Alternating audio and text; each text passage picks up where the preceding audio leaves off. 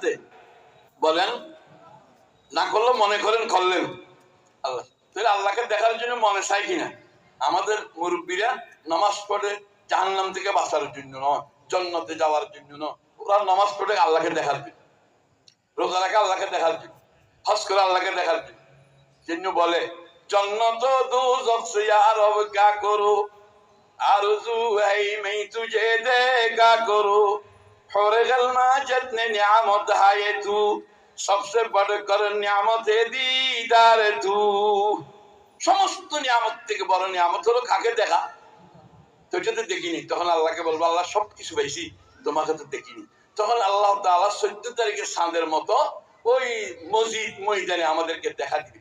এমন মজা লাগবে, পৃথিবীর সমস্ত মজা, দুনিয়ার মজা, বেহেশতের মজা সব চিতে হয়ে যাবে। যদি আল্লাহর সাথে বন্ধুত্ব করে যান তাহলে আল্লাহ একদিন না একদিন চড়াই নিবে, ওই যে আল্লাহ দেখা দিবে। এই জন্য আমরা রাজি আছি কিনা? মনের একটু বিরুদ্ধে করেন, মনের একটু বিরুদ্ধে। লা ইলাহা ইল্লাল্লাহ, লা ইলাহা ইল্লাল্লাহ, লা ইলাহা ইল্লাল্লাহ, লা ইলাহা ইল্লাল্লাহ।